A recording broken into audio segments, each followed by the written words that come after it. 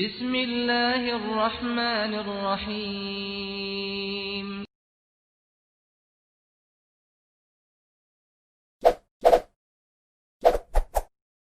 Subscribe, like, and share. Ya. Assalamualaikum warahmatullahi wabarakatuh. Waalaikumsalam warahmatullahi wabarakatuh. Alhamdulillah, syukrulillah, la khala wa la quwata illa billah, asyhadu an la ilaha illallah wahdahu la syarikalah, anna Muhammadan abduhu wa rasuluh wa alihi wa sahbihi wa mawalah.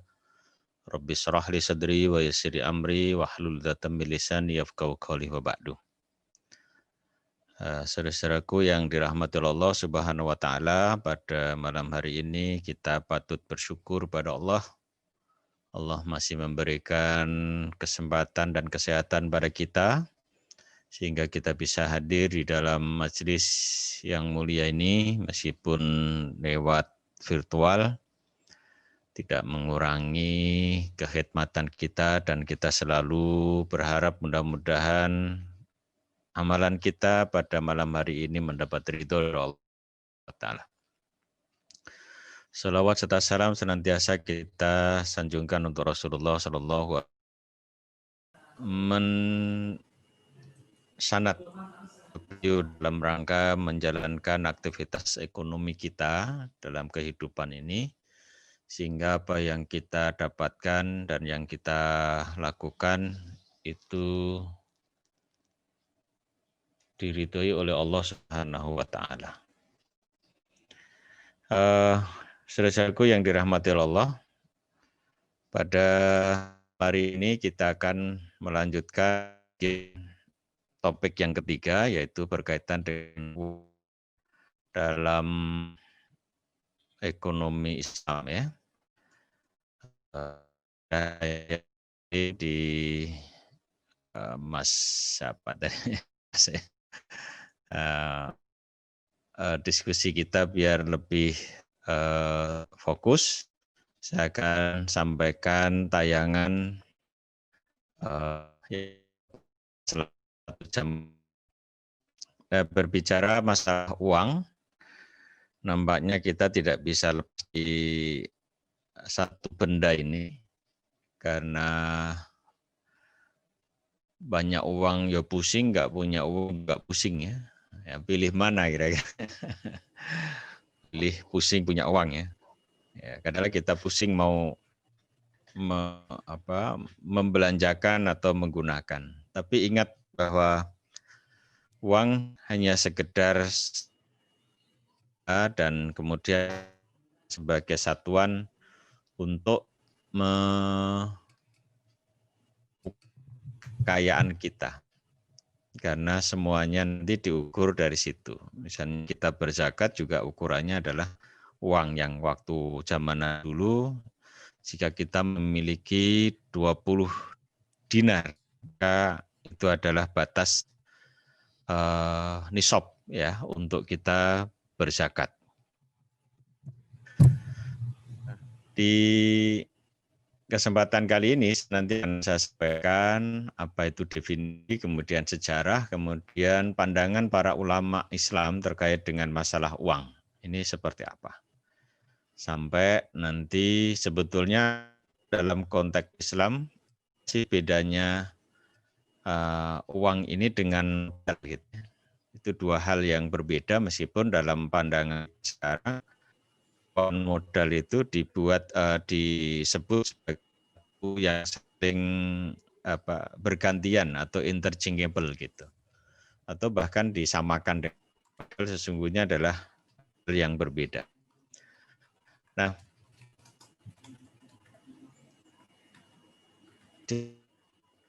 uang ini adalah sesuatu yang secara umum diterima di dalam pembayaran, ya. Zaman dulu juga begitu, ya. Sesuatu yang secara umum diterima di dalam untuk pembelian barang dan jasa serta pembayaran utang. Ya, meskipun kalau dalam Islam utang tertentu bisa juga dikembalikan dengan barang yang sepadan dengan apalagi kalau misalnya barang-barang ribawi ya. Barang ribawi itu ada 6, yaitu ada emas, perak, gandum, kurma, kemudian garam, sa'i. Jadi emas, perak, gandum, kurma, garam. Jadi ini ibu-ibu, mbak yang biasa masak kalau punya garam.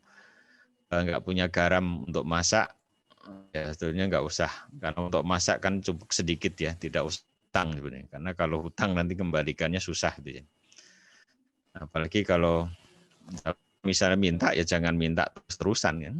Kalau minta terus-terusan nanti yang pinjam terus-terusan. Kalau yang dipinjemi nanti jengkel, kemudian di depan rumah kita didatangkan biar suruh beli sendiri.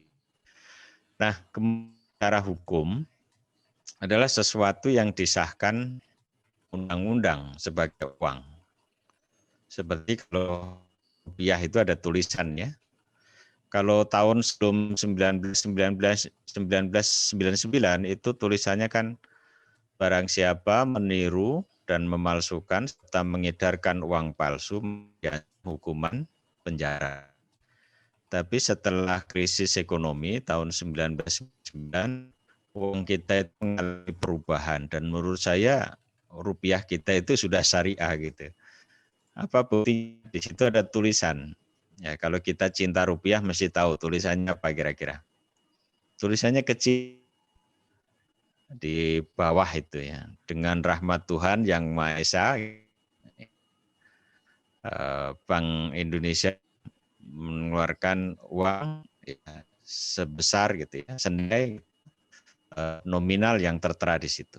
Itu disahkan dan nanti ada undang-undangnya sendiri kan itu kan. Kemudian yang kedua, secara fungsi ini sebagai alat yang berfungsi sebagai alat pembayaran. Jadi fungsinya sebagai alat pembayaran. Cuma dalam perjalanan selanjutnya merekayasa, bahkan itu menjadi satu komoditas yang diperdagangkan.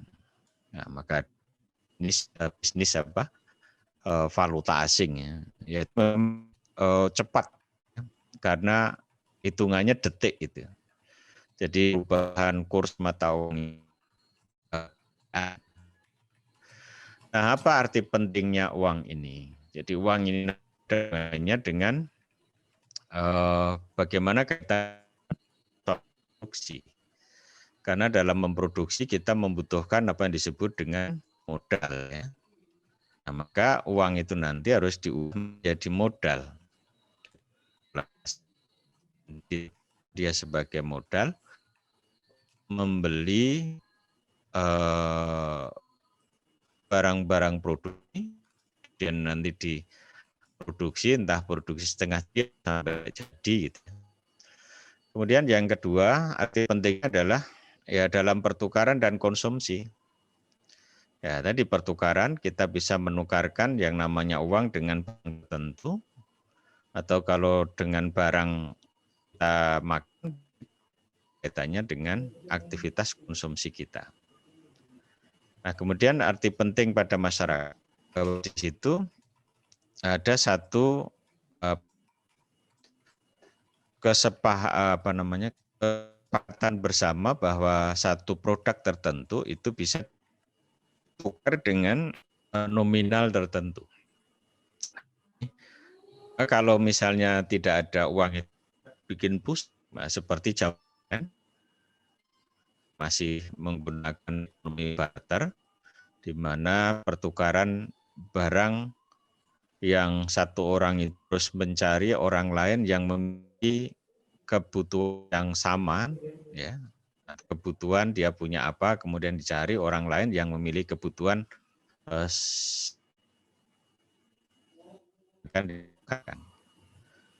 maka kalau tidak salah Imam Al-Ghazali itu pernah mengatakan bahwa kalau kita dari inflasi itu yang menggunakan uang ekonomi barter.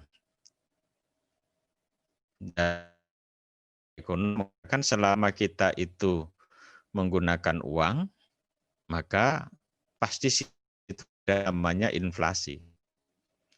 Jadi inflasi itu sesuatu yang memang ya. Jadi fitrah dalam kegiatan ekonomi ada inflasi. Ya. Bagaimana membuat inflasi itu? Apakah dia creeping inflation atau galloping atau hyper? Jadi kalau creeping itu inflasi yang bertambah tapi pelan gitu ya. Tapi dia tuh. Kemudian kalau yang galloping itu biasa dikenal dengan inflasi 2 digit, hanya 10% ke atas. Nah kalau galloping inflation sudah ratusan lebih. Indonesia ceritanya pernah mengalami pada tahun 60-an 5 gitu ya. Yang katanya inflasi sampai 350 ya, bahkan lebih. Nah, kalau tahun 98 yang waktu krisis itu kan ya mungkin sampai sebesar itu. Dari dolar berapa misalnya, kemudian menjadi berapa. Nah, kalau sekarang bisa jadi kecil ya, karena daya beli masyarakat rendah karena nggak punya uang ya.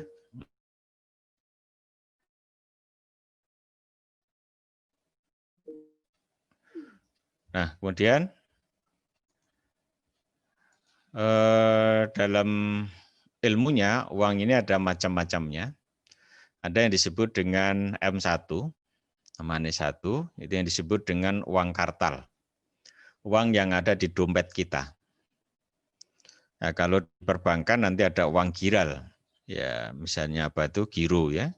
Nah, jadi uang kertas yang bisa digunakan sebagai pembayaran itu.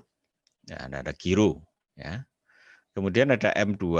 M2 itu adalah M1 plus tabungan dan deposito di bank. Jadi M1 uang kartal ditambah dengan tabungan atau deposito yang ada di bank.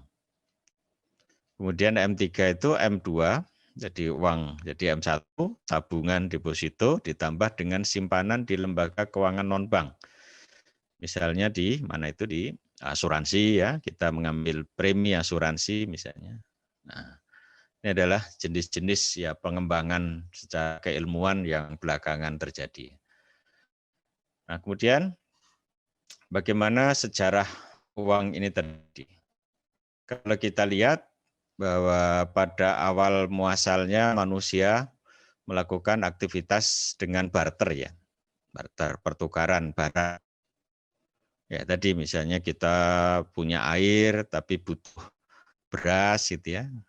Nah, kita harus mencari beras tapi dia punya kebutuhan air. Nah, ini yang sulit di situ.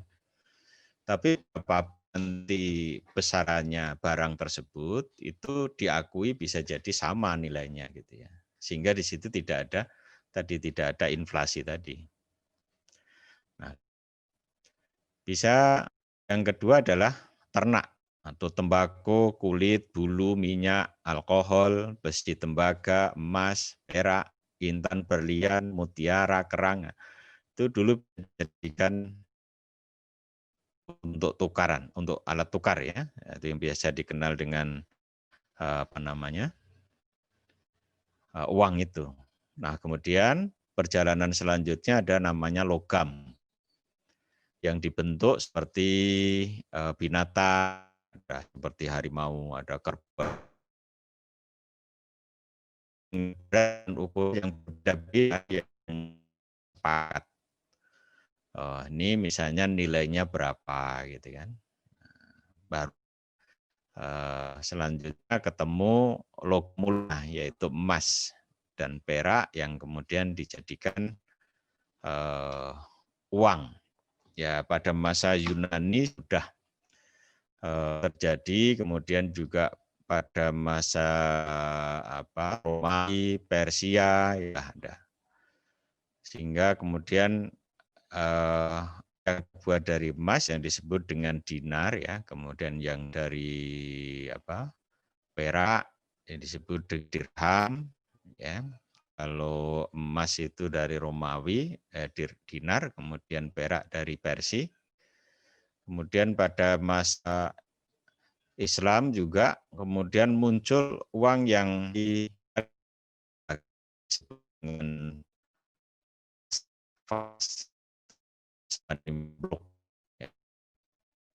kemudian kalau itu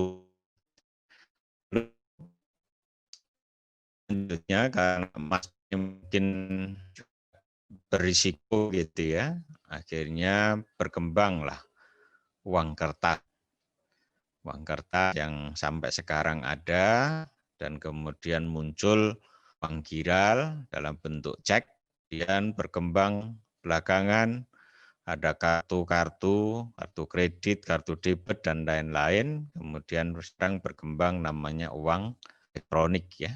Nah, jadi kembangan teknologi yang sekarang terus berjalan seiring dengan tingkat peradaban manusia. Nah, barter, pertukaran antara barang dengan barang, di mana saat itu ada syarat ya. Orang yang diajak bertukar barang yang dibutuhkan oleh orang yang mengajak bertukar barang tersebut. Kemudian orang yang diajak bertukar barang membutuhkan barang yang dimiliki oleh orang yang mengajak bertukar barang. Kemudian barang yang akan dipertukar itu nilainya ya. Jadi ini harus kesepakatan. Jadi mereka membarterkan barang dan kemudian ada kesepakatan di antara para pihak. Kesulitan tadi yang saya singgung, barter kemudian mulai berpikir alternatif benda yang dapat digunakan sebagai mudah terjadinya pertukaran, kemudian dikenal sebagai uang. Dan pertama kali manusia menggunakan benda-benda yang digunakan sebagai uang dengan berbagai macam bentuknya, dari karang, tempu, gading, ya, dan garam dijadikan uang. Nah, kemudian pada masa selanjutnya emas dan perak, kemudian uang koin. Kemudian uang koin diciptakan oleh Croesus sekitar tahun 560 sampai dengan 540 Masehi. Dalam sejarah Cina, pemakaian uang kertas ini juga sudah terjadi di situ. Ya, ceritanya ya terlepas dari perdebatan apakah itu hadis atau mahfudhoh gitu ya. Ya, tulubul ilmi walau bisin ya, nah, misalnya gitu. Carilah ilmu sampai ke negeri Cina. Ternyata memang di Cina ini sudah muncul uang yang buat dari kertas, itu dibuat sekitar abad pertama Masehi pada masa dinasti Tang. Ya, kemudian baru abad modern namanya Minlin yang dikenal sebagai bapak kertas katanya. Nah, karena ia yang pertama kali mencetak dolar, jadi di Amerika. Kenapa dia dianggap sebagai bapak yang pertama? Padahal misalnya di Cina sudah ada gitu ya. Bahkan dulu masa Khalifah Umar bin Khattab meskipun tidak terjadi, beliau ingin membuat uang yang terbuat dari kulit onta. Kemudian ditentang oleh sahabat lain karena kalau dari kulit onta nanti bisa menghabisi onta gitu ya. Jadi kalau dipotong terus ontanya habis. Ya, kadang kan Rasulullah mengharamkan barang tertentu dalam rangka untuk menjaga keutuhan spesies tertentu ya. Misalnya dulu kuda itu diharamkan karena untuk perang ya. Nah, yang terakhir kemarin saya dengarkan kajiannya Usnanung Danardono, ternyata haramnya katak itu bukan karena hidup di dua alam. Suara kata itu ada tasbih. Bahkan dalam cerita yang lain doa. Jadi kalau kata itu sudah bersuara itu doa minta hujan. Jadi kalau ada kata bersuara hujan datang. Makbul. Nah, sedangkan di abad modern tadi Benjamin Franklin kemudian itu gunakan untuk membiayai perang kemerdekaan Amerika. Nah, ini uang yang ada di Cina dulu. Ya, saya enggak tulisannya apa ini ya. Begitu. Bentuknya seperti ini. Ya.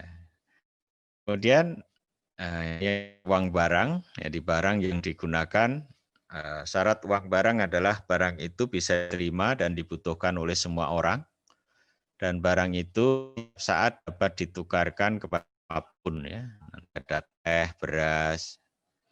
Belum mungkin waktu saya kecil pun juga bisa berjalan kan, padi itu bisa dianggap sebagai alat tukar. Ada orang manen padi ya, kemudian dapat upah dari berapa unting padi didapatkan. Ini uang barang ya. Nah, seperti itu.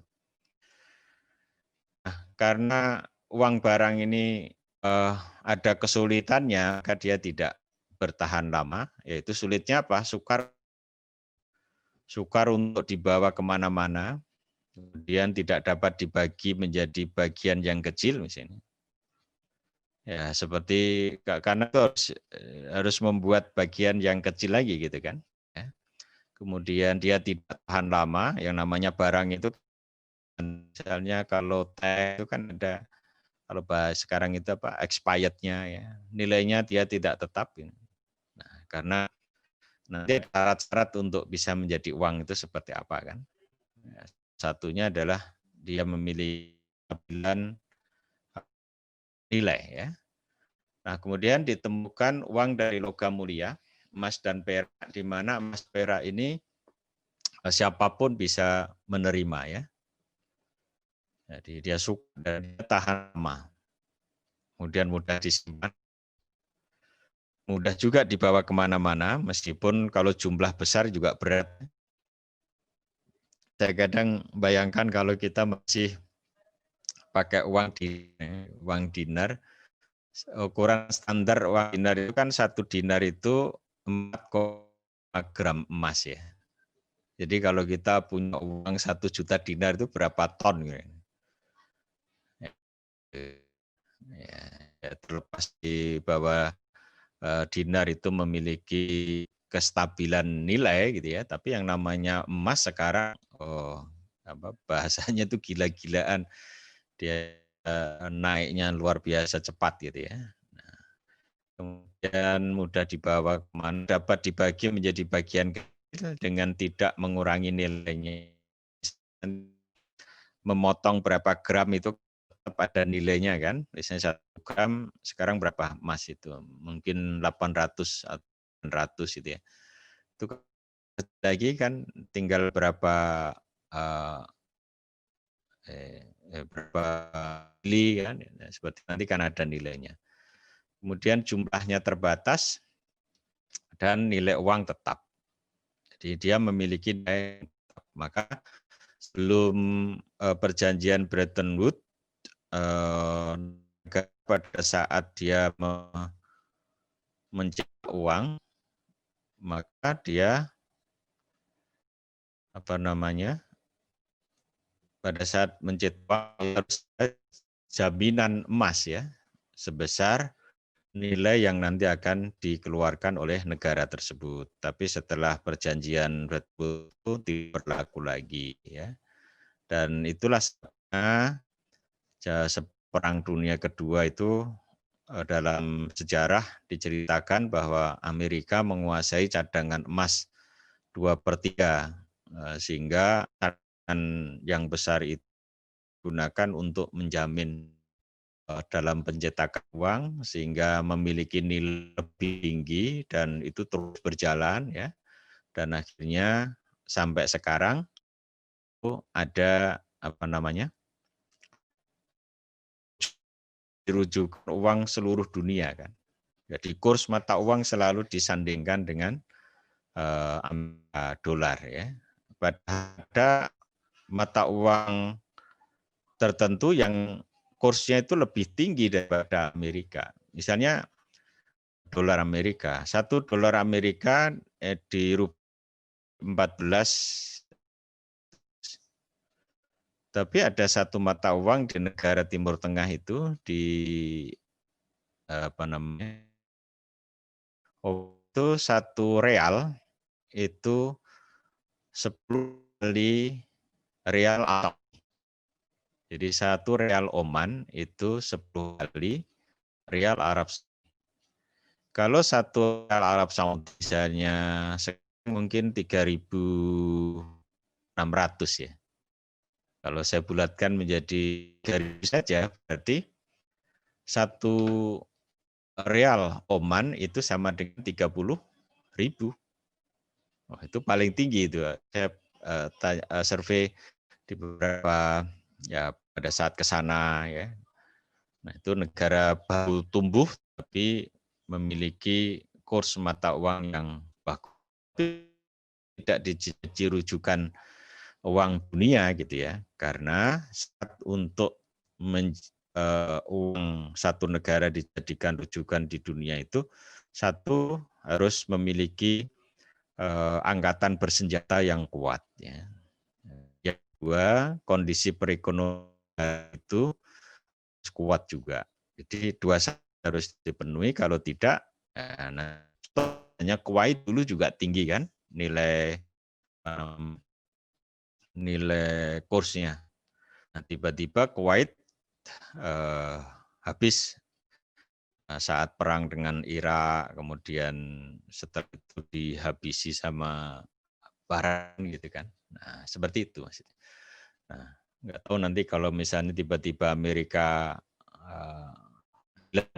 edaran, tinggal mata uang mana negara yang memang memiliki kestabilan angkatan bersenjata yang kuat dan kondisi perekonomian yang baik. Jangan nanti itu ya, jangan Cina ya. Nah, kemudian kriteria sesuatu itu bisa menjadi uang apa? Harus acceptability dan recognizability dan stability of value, elasticity of supply, portability, durability, dan divisibility. Intinya adalah bahwa uang itu bisa diterima dan secara umum. Ya. Nah, maka dalam konteks sekarang untuk bisa diterima secara umum minimal di negara tersebut, maka ada namanya undang-undang dalam penerbitan uang. Kemudian stability of nilai yang stabil. Kalaupun terjadi fluktuasi itu kecil gitu ya, harusnya. Nah, kemudian mungkin nanti ada pertanyaan, kenapa kok fluktuasinya kok cepat gitu ya? Kok drastis gitu. Ya itu bisa disebabkan oleh karena ketidakcintaan kita.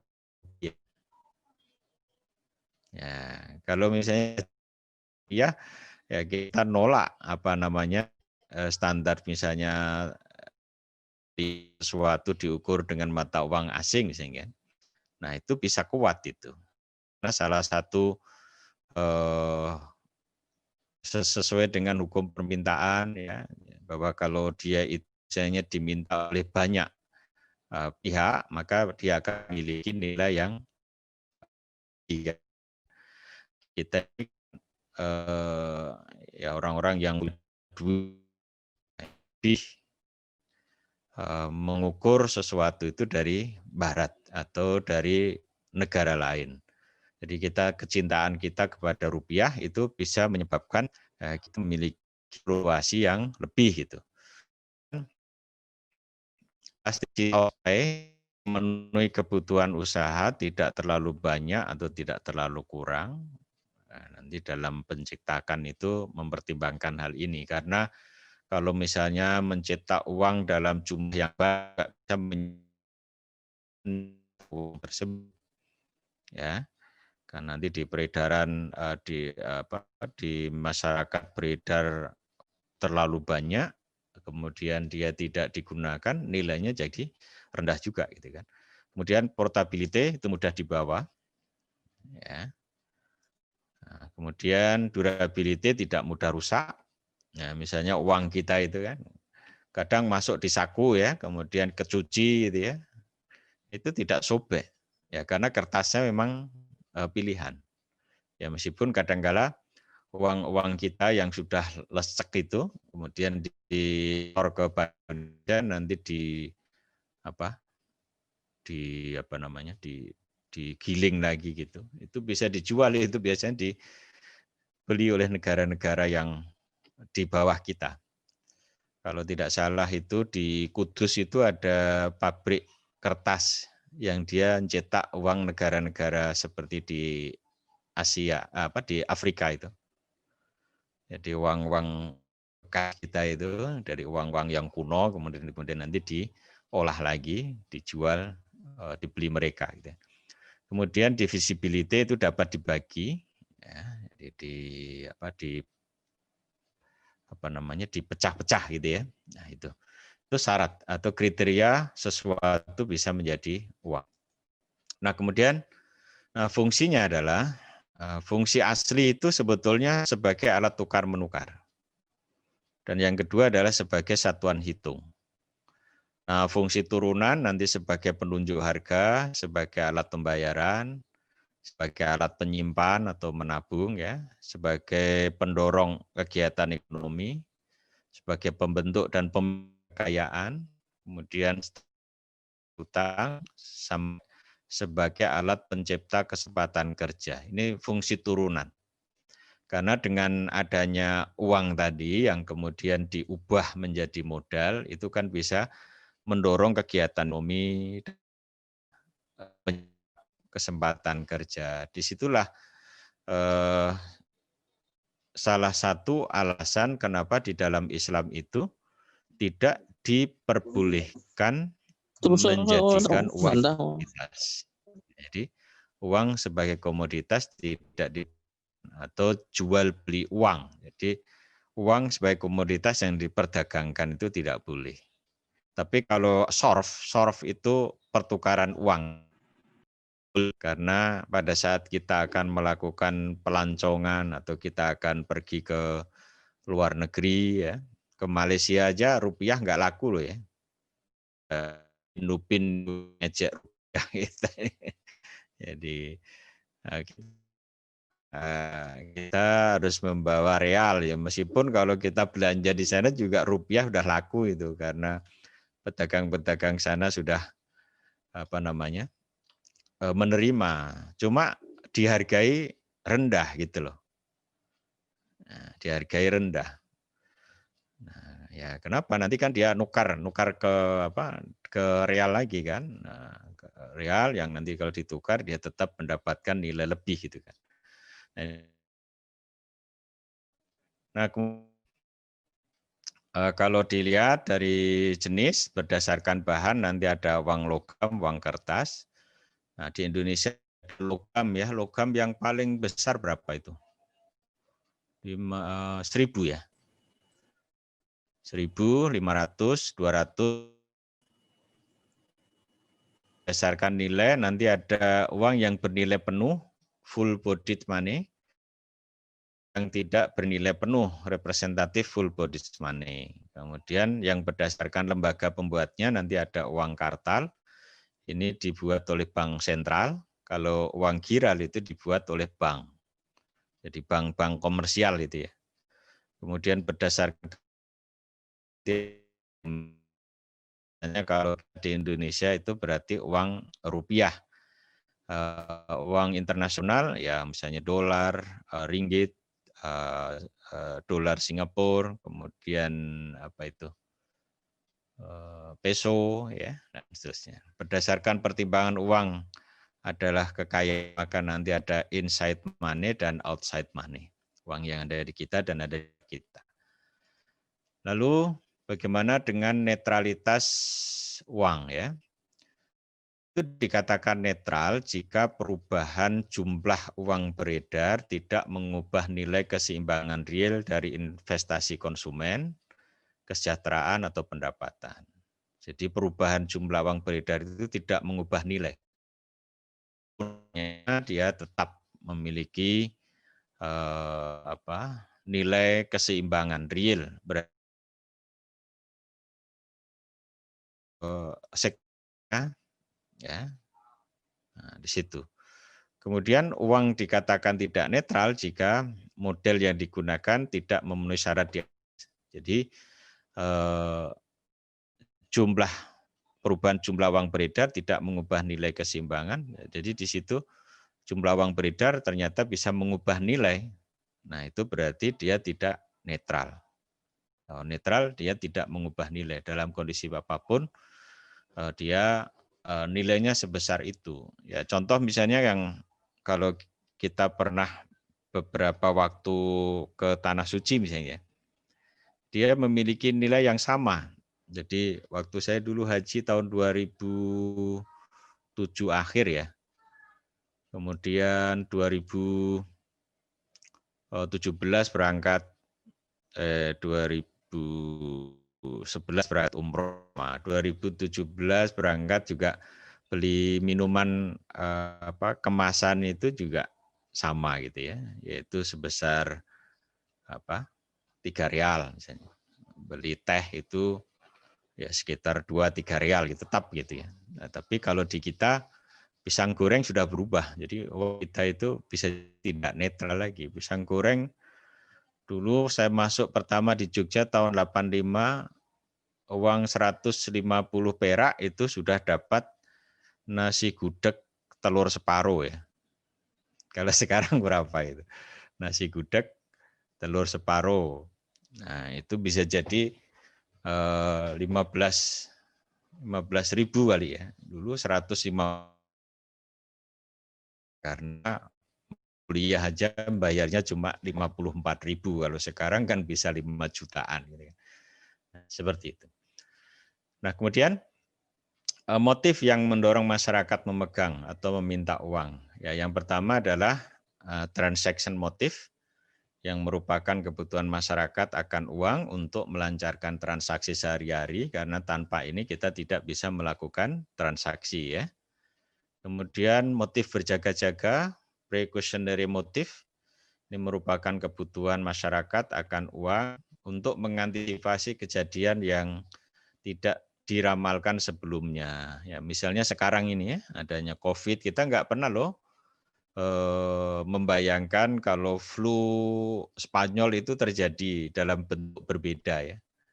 Ya, konon orang-orang yang sekarang usianya kira-kira 90-an tahun itu mungkin dia bisa cerita itu, bahwa sekitar 90-100 tahun yang lalu itu terjadi. Nah, ini penting juga yang kondisi seperti ini dibukukan ya, sehingga anak-anak kita, cucu kita ke depan itu tahu dan bisa mengantisipasi. Saya tadi berpikir lihat kampus besar sekali tapi kosong ya, karena mahasiswanya nggak ada. Wah, jadi kira-kira 100 tahun ke depan itu mungkin ya enggak butuh tempat sebesar itu gitu ya. Bisa jadi. Ya, seperti kita sekarang sudah memanfaatkan teknologi seperti ini. Ya, gitu ya. Meskipun ya ada rasa agak kurang sreg gitu ya. Kalau ketemu kan bisa, ya kalau seperti ini saya kadang berpikir begini, saya itu nggak pernah kursus jadi penyiar, kok sekarang sering jadi penyiar kan. Jadi kita ngomong sendiri. Nah, ini masih ada Mas Evan yang kameranya dibuka. Kalau enggak yang ngomong sendiri. Saya kalau ngajar di mahasiswa itu, karena kalau kameranya hidup itu kan pulsanya kenceng ya. Sehingga daripada pulsa dia banyak habis ya, akhirnya ya sudah ditutup semua. Saya nggak tahu dia berbuat apa kan itu. Saya bikin ketawa-ketawa, nggak ada yang ketawa kan itu. Kira begitu ya. Nah, jadi itu. Kemudian kalau di Convert ini ada ya motif spekulasi.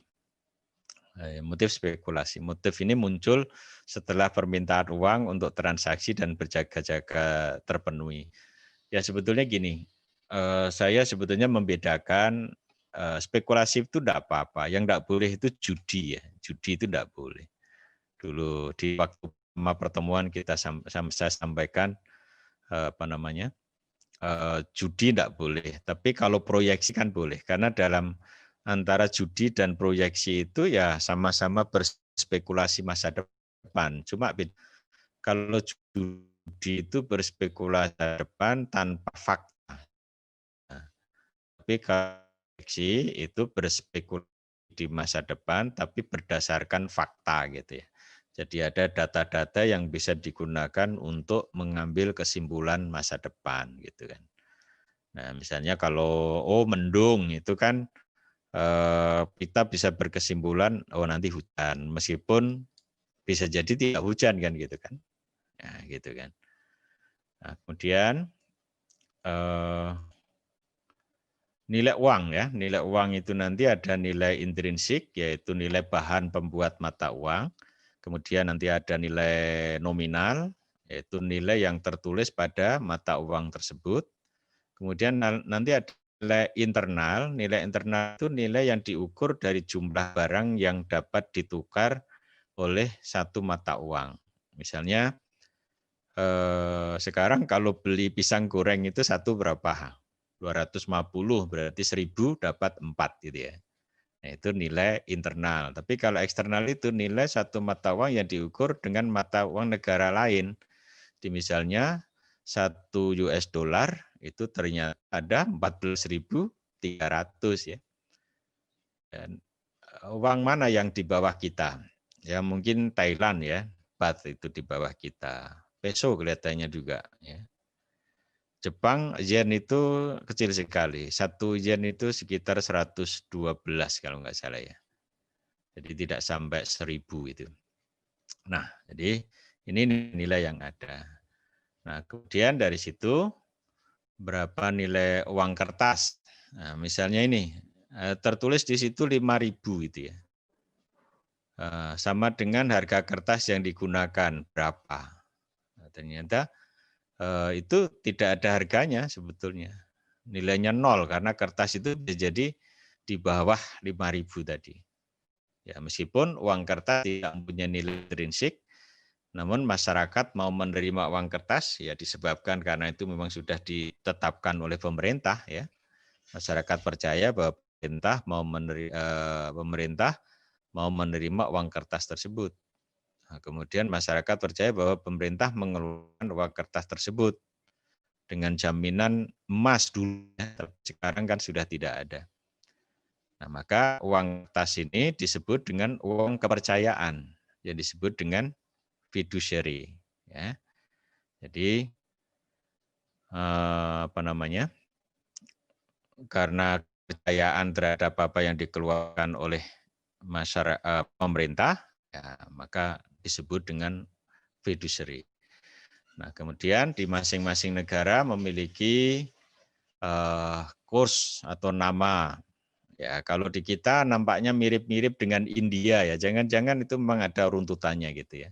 India kan rupiah ya. Nah, kita jadi rupiah. Ya, kalau cara memang ada runtutannya itu. Saya pernah baca itu ya.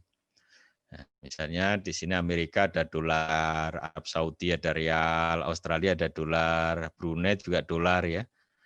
Karena itu ya sekarang jadi satu namanya euro, zona euro. Meskipun ada negara yang tidak mau, kalau nggak salah Inggris ya nggak mau. Atau pound sterling, Prancis ya. Denmark krona, kemudian Swedia krona, Hong Kong dolar, Cina dan minbi, Iran rial, Jepang yen, won, ya, Rusia rubel ya, Mesir pound, juga ya eskudu. Banyak negara memiliki, termasuk juga negara baru sebelah kita, Timur Timur misalnya, itu juga punya uang namanya dolar ya, dolar Timur Timur. Nah sekarang bagaimana dalam konteks ekonomi Islam? Nah, dapat para ulama bahwa Imam Al-Ghazali mengatakan uang itu berfungsi sebagai media pertukaran. Namun uang tidak dibutuhkan untuk uang itu sendiri. Jadi maksudnya ya uang itu diciptakan untuk memperlancar pertukaran dan menetapkan nilai yang wajar dari pertukaran tersebut, dan uang bukan merupakan sebuah komoditi. Jadi bukan untuk uang sendiri, itu dia adalah tidak dijadikan sebagai satu komoditas. Cuma dalam perjalanan belakangan ini kan menjadikan uang sebagai yang bisa diperdagangkan. Misalnya beli saat dolar turun gitu ya, nanti ada pengumuman dolar naik. Itu kan nah naiknya mata uang satu negara itu kan bisa juga dipengaruhi oleh permintaan. Ya misalnya kasus 98, nah, kita krisis. Itu kan juga ada permainan dari siapa? George Soros yang dia memborong dolar semuanya sehingga harga dolar langsung naik. Negara lain, mata uang negara lain kelimpungan semua. Ya. Kemudian Imam Al-Ghazali mengatakan juga bahwa uang itu ibaratkan cermin yang tidak mempunyai warna, tetapi dapat merefleksikan semua warna. Nah, maknanya adalah uang tidak mempunyai harga, tetapi merefleksikan harga semua barang. Jadi kalau kita itu kan tidak ada itu apa namanya warna ya. Tapi kalau kita nyorot warna, nanti dia bisa memunculkan berbagai macam warna di situ. Ya. Juga beliau Imam Al-Ghazali mengatakan bahwa menimbun uang adalah seorang penjahat. Karena menimbun uang berarti uang secara sementara dari peredaran. Dalam teori moneter modern, penimbunan uang itu berarti memperlambat perputaran uang. Hal ini bisa memperkecil terjadinya transaksi sehingga perekonomian menjadi lesu. Jadi kita menimbun. Maka kalau misalnya kita yang pertanyaan dulu ya, teman kita dulu, menabung yang sesuai dengan seperti apa? Tabung lembaga yang memang bisa memutar uang itu. Kalau Bapak bahasa dulu, tabung itu di bawah bantal, ditaruh di tiang rumah karena terbuat dari bambu, bambunya gede kan dibolongi kan. Nah, kemudian dimasukkan situ. Nah, kalau ditaruh di bawah bantal, nah, nanti istri peneliti dan penemu bahaya ya. Nah, gitu. Dia uang palsu lebih berbahaya daripada mencuri 1000 dirham, kata Imam Al-Ghazali. Mencuri adalah suatu perbuatan dosa, sedang mencetak uang palsu terus berulang setiap kali. Uang palsu itu dipergunakan akan merugikan siapapun yang menerimanya dalam jangka waktu yang panjang. Betul kan? Jadi kalau mencetak uang itu kan satu sudah menipu orang ya, misalnya persis seperti 50.000. Kemudian dia belanjakan 45.000 asli kan. Ya, tadi wah, sudah kehilangan 45.000 dia. Ya. Dan barang yang barang yang dibeli, nah ini bahaya. Maka peringatan memperdagangkan uang ibarat memenjarakan fungsi uang. Jika banyak uang yang diperdagangkan, niscaya tinggal sedikit uang yang dapat berfungsi sebagai uang. Nah, artinya jumlah uang yang beredar berkurang, nah, nanti berakibat apa? Nilainya jadi tinggi ya, nah, dan itu bisa menimbulkan inflasi di masyarakat. Maka dengan demikian dalam konsep Islam uang itu tidak termasuk fungsi utilitas karena manfaat yang didapatkan bukan dari uang itu secara langsung, melainkan dari fungsinya sebagai perantara untuk mengubah satu barang menjadi barang yang lain. Ya. Dampak ubahnya fungsi uang dari sebagai alat tukar dan satuan nilai menjadi komoditi dapat dirasakan yang disebut dengan teori bubble ekonomi. Jadi bubble ekonomi itu yang seolah-olah ekonomi itu tumbuh tetapi dalamnya kosong ya. Jadi seperti balon itu loh. Jadi balon itu misalnya disentuh dengan barang kecil saja meledak gitu ya. Bikin kaget orang semua. Akhirnya begitu ya. Nah, kemudian bagaimana Ibnu Khaldun? Ibnu Khaldun berpandangan bahwa kekayaan satu tidak ditentukan oleh banyaknya uang di negara tersebut, ditentukan oleh tingkat produksi negara tersebut dan neraca pembayaran yang positif. Apabila satu negara mencetak uang sebanyak-banyaknya, tetapi bukan merupakan si pesatnya pertumbuhan uang yang berlimpah tersebut tidak ada nilainya. Jadi saat negara cetak uang itu harus diimbangi dengan tumbuhnya ekonomi harusnya begini. Jadi sektor terus tumbuh. Maka bukan banyaknya negara mencetak uang, sebetulnya meningkatkan produksi itu. Nah, untuk produksi memang butuh modal ya, modal didapat dari uang tadi. Menempatkan fungsi uang tersebut pada tempatnya. Nah, pengingatan Ibnu Taimiyah yang lahir di zaman pemerintah Bani Mamluk, ya, dalam kitab Majmu' Fatwa Islam menyampaikan 5 butir peringatan penting mengenai uang sebagai komoditas. Yang pertama adalah perdagangan uang akan memicu inflasi. Ya, hilangnya kepercayaan orang terhadap stabilitas orang untuk melakukan kontrak jangka panjang dan menzalimi golongan masyarakat yang kemudian perdagangan dalam negeri akan menurunkan kekhawatiran stabilitas nilai uang. Lalu perdagangan internasional juga akan turun. Kemudian logam berharga, emas dan perak yang sebelumnya menjadi nilai inti mata uang akan mengalir ke negeri.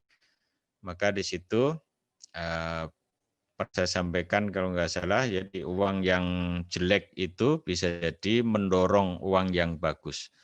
Bad money, good money. Itu disebut dengan teori Tentunya orang Barat yang mengambil peristiwa ini. Jadi temuan itu dijadikan hukum ya oleh orang Barat itu. Nah, kemudian fungsi bank. Kalau di konvensional adalah media pertukaran dan penimbun nilai. Nah, kalau di ekonomi syariah media pertukaran standar nilai. Jadi tidak boleh untuk menimbun nilai sebetulnya. Karena kalau nimbun nilai kekayaan saja. Nah, maka ini teman-teman yang suka membeli emas batangan itu pada dasarnya dia menimbun kekayaan. Ya. Ingat nanti ada alhaqum takatsur hatta yurtumul maqabir ya. Nah, itu. Kemudian konven di sini ada barang modal dan penimbunan kekayaan. Nah, kemudian kalau di ekonomi syariah uang itu bukan barang modal. Nah, kemudian dia adalah barang publik. Kemudian dia penyalur ke konven. Ini uang adalah barang modal. Jadi uang dan modal sama ya. Tetapi kalau di sini berbeda. Bedanya apa? Uang modal adalah uang yang dihentikan untuk memproduksi barang tertentu. Nah, di situ. Ini barang publik, barang private. Kalau di sini barang publik siapapun bisa menggunakan. Jadi jangan sampai dihentikan. Oke. Nah, kemudian motivasi menggunakan kalau di dalam konvensional untuk berjaga-jaga, transaksi untuk spekulasi, kalau di ekonomi syariah adalah untuk transaksi berjaga-jaga seperlu. Ya, seperti perlulah kita nyimpan seperti ajaran Nabi Yusuf kan, dan simpan sekian gitu kan. Ya, karena depan kita nggak pernah di depan itu lebih boleh, ya. Tapi yang perlu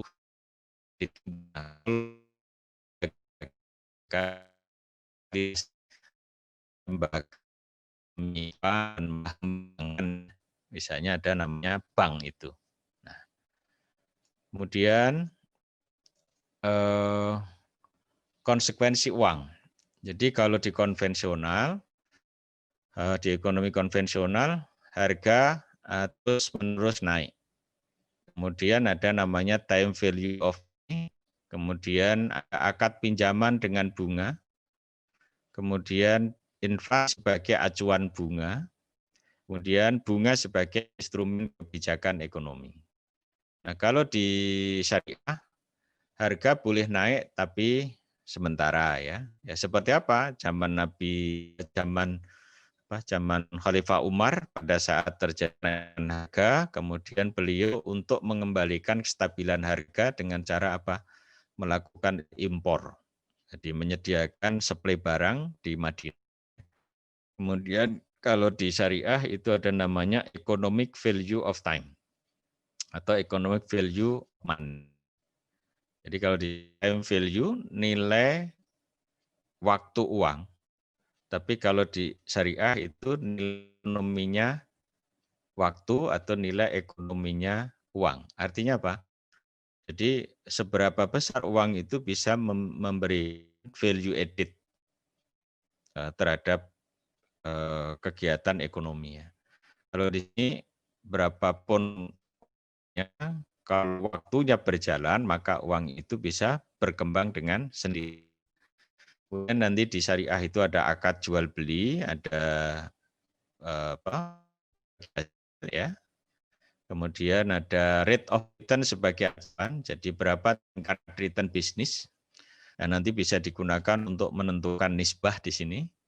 Kemudian pemerintah bisa membuat namanya reserver sebagai instrumen kebijakan untuk menghindari ada namanya instrumen moneter di syariah giro wajib minimum. Ya, itu dalam rangka untuk membuat peredaran uang di dalam ya. Jadi tidak jaga-jaga gitu. Itu ada namanya giro wajib minimum. Kemudian juga ada namanya sertifikat investasi mudharabah. Karena dalam konteks kelembagaan suatu ketika utamanya di perbankan dana tapi ada bank yang kelebihan dana. Nah, nanti bisa yang kelebihan bisa ditawarkan yang kekurangan. Nah, sehingga bisa menggerakkan semuanya. Nah, seperti itu. Nah, kira seperti itu dalam konteks uang ya, dalam perspektif ekonomi seperti apa. Ya, intinya sebenarnya di sini, tapi yang sebelum adalah cerita bahwa dalam konteks ada pergerakan uang seperti itu. Nah, kemudian kalau sekarang misalnya teman-teman akan kembali kepada dinar dirham, ya kalau itu jadi kebijakan satu negara gitu ya, tidak apa-apa. Ya meskipun kalau hanya kita per orang atau komunitas itu hanya untuk situ saja gitu ya, sangat kecil. Ya apalagi teman-teman di karena dia hanya mengumpulkan emas itu namanya kan. Jadi emas dalam berbentuk uang dinar gitu. Kalau tidak bisa digunakan untuk transaksi ya sama saja karena dia tidak berpengaruh terhadap pertumbuhan atau gerakan ekonomi atau mendorong produksi, itu bahaya juga gitu. Nah, kalau misalnya nanti kembali kepada dinar dirham ya cukup berat juga kalau punya uang banyak ya bawanya ya. Anda mau ke Jakarta bawa uang 1 juta dinar gitu, ya kalikan aja 4,25 gram emas kalikan 1 juta, itu berapa kuintal gitu. Nah, banyak lah gitu. Nah, nanti dibuntuti dari belakang itu ada. Ya, yang penting sebetulnya menempatkan fungsi uang itu sebagaimana mestinya dan kemudian bisa mendorong kegiatan ekonomi. Itu yang pokok sebetulnya di situ. Nah, yang penting ada gerakan ekonomi. Saya kira itu yang bisa saya sampaikan terkait dengan topik kita malam hari ini. Nah, mudah-mudahan ada manfaat dan bisa kita lanjutkan diskusi beberapa menit ke depan ya. Ya mungkin bisa disodakoi 10 menit ke depan bolehlah. Demikian, terima kasih. Assalamualaikum warahmatullahi wabarakatuh. Waalaikumsalam warahmatullahi wabarakatuh. Jazakumullah khairan Ustaz atas penyampaiannya. Semoga teman-teman memahami dengan baik dan bisa mulai menganalisa apa yang ada di sekitar kita dan mengamalkan. Sudah ada beberapa pertanyaan masuk Ustaz berkaitan dengan ini. Banyak sepertinya. Yang pertama dari saudara Rizali SW. Assalamualaikum. Waalaikumsalam. Mohon penjelasan Ustaz. Ada yang mengatakan bahwa uang itu sama dengan kekayaan. Nilainya sama dengan nilai bahannya. Maka selain uang emas dan perak itu haram karena bahannya tidak memiliki nilai. Nilainya ditentukan oleh pengakuan saja yang sewaktu-waktu bisa berubah dan bisa musnah karena terbakar. Misalnya, benarkah ini Ustaz? Nah, kemudian yang kedua, bagaimana cara menghitung jumlah uang yang beredar di dalam masyarakat? Bila masyarakat tidak melaporkan jumlah uang atau kekayaan yang dimilikinya. Syukron Ustaz. Yang pertama, ya bagi yang berpendapat itu benar gitu ya. Jadi uang itu adalah kekayaan. Ya tadi kan salah satu fungsinya adalah mengukur kekayaan seseorang kan, uang itu kan. Nah kemudian yang jadi masalah adalah nilainya, uang itu harus nilainya sama ya. Misalnya perak, maka harus menggunakan emas dan perak yang intrinsik dan nominalnya itu ya harapan sama, tapi sebetulnya itu ya enggak sama gitu ya. Karena tetap juga ada standarnya kan diukur tahu misalnya gini. 1 dinar ya itu kan terdiri dari kandungan emasnya itu berbobot 4,25 gram emas. Nah, nanti ukuran 1 dinar itu berapa? Ya kan ujung-ujungnya kan diruntutkan kepada harga emas toh. Misalnya harga emas sekarang berapa? 1 juta berarti 1 dinar itu sama dengan apa namanya? 42.500.000 gitu kan. Nah, jadi kalau misalnya akan kembali seperti itu ya itu bagus juga, bagus ya. Cuma yang jadi masalah adalah tadi satu, kemudahan kita membawa seperti apa. Kemudian yang kedua, risiko yang akan dihadapi seperti apa. Nah, maka kemudian dicarilah satu bahan yang memiliki berat yang ringan, tapi sebetulnya kalau mau dikembalikan itu negara saat mencetak uang itu ada jaminan emas sebetulnya di situ. Yang pokok sebetulnya di situ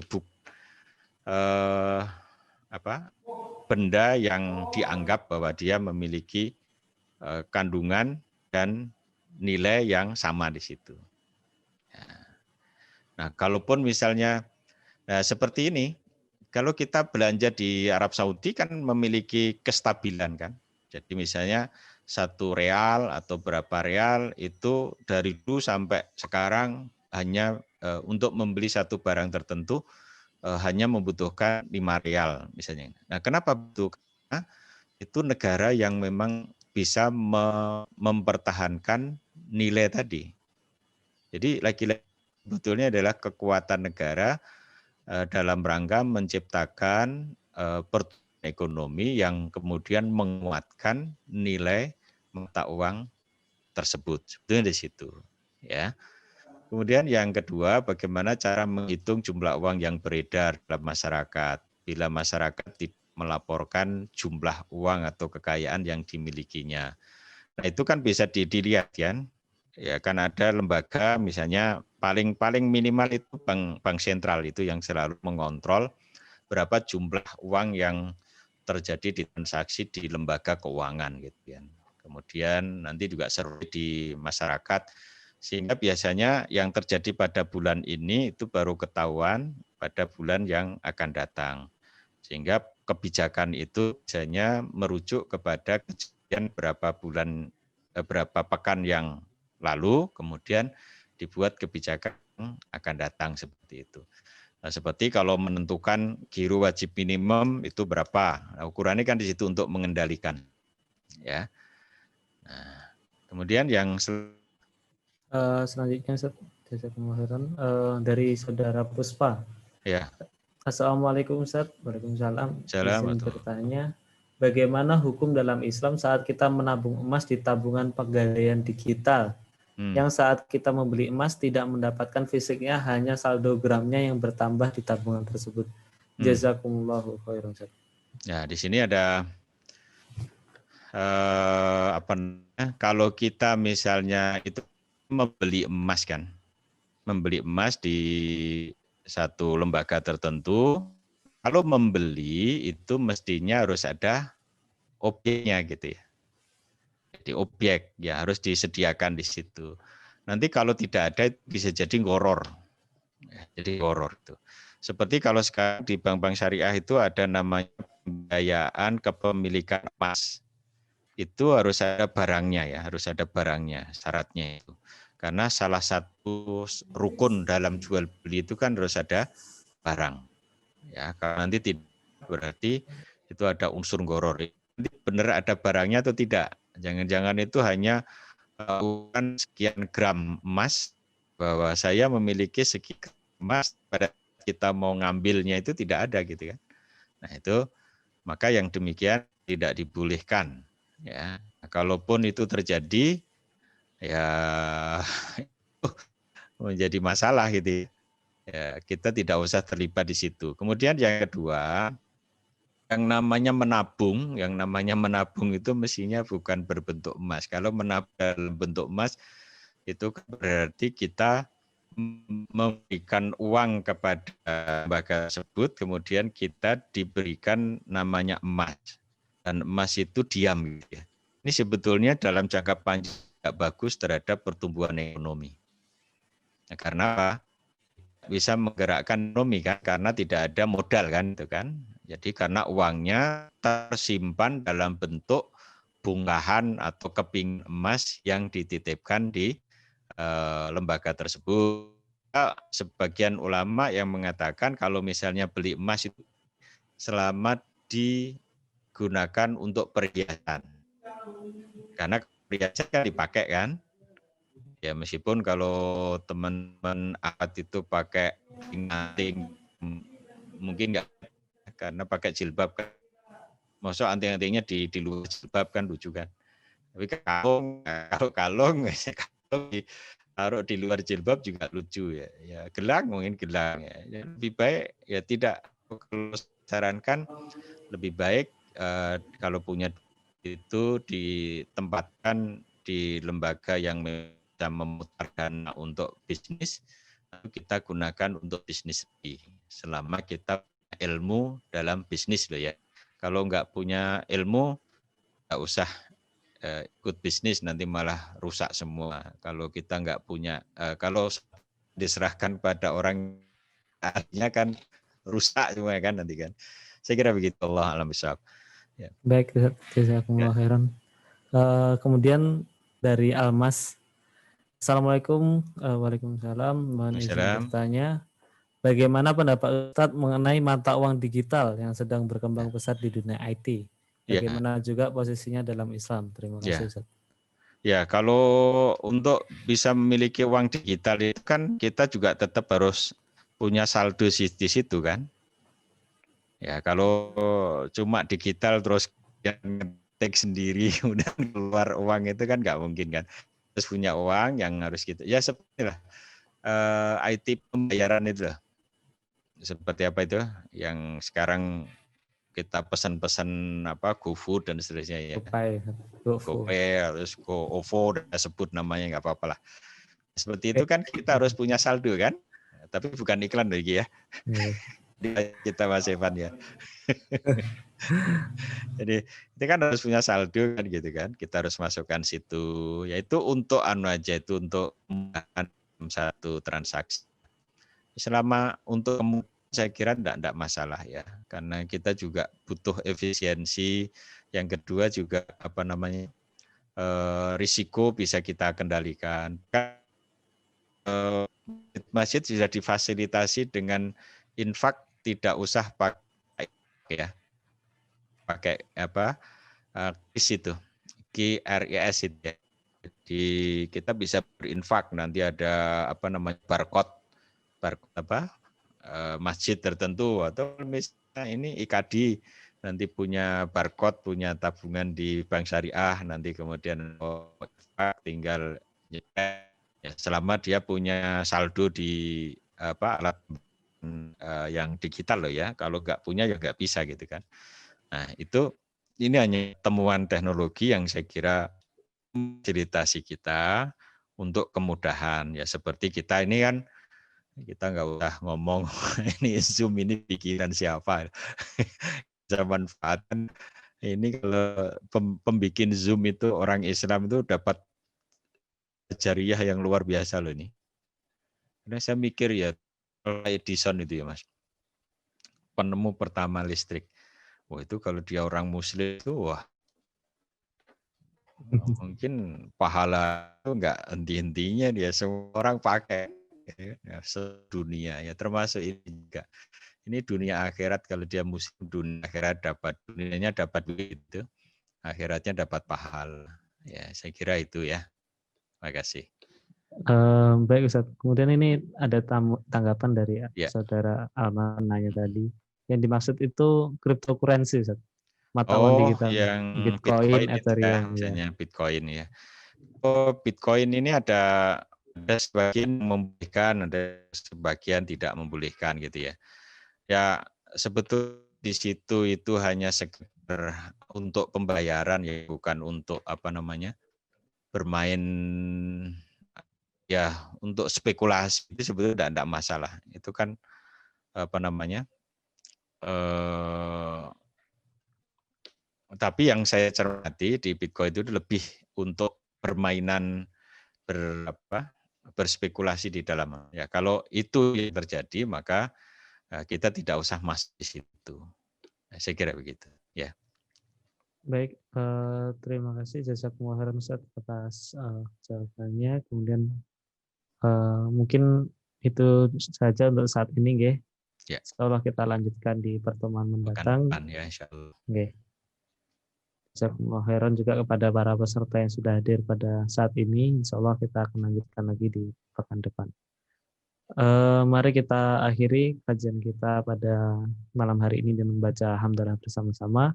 Alhamdulillahirabbil alamin. Dan doa kafaratul majlis. Subhanakallahumma wa bihamdika asyhadu an la ilaha illa anta astaghfiruka wa atubu ilaik. Syukron ala husni ihtimamikum. Terima kasih atas perhatiannya. Mohon maaf jika ada kekurangan dan kesalahan. Kami akhiri. Wassalamualaikum warahmatullahi wabarakatuh. Waalaikumsalam warahmatullahi wabarakatuh. Saya live Mas Evan ya. Oke,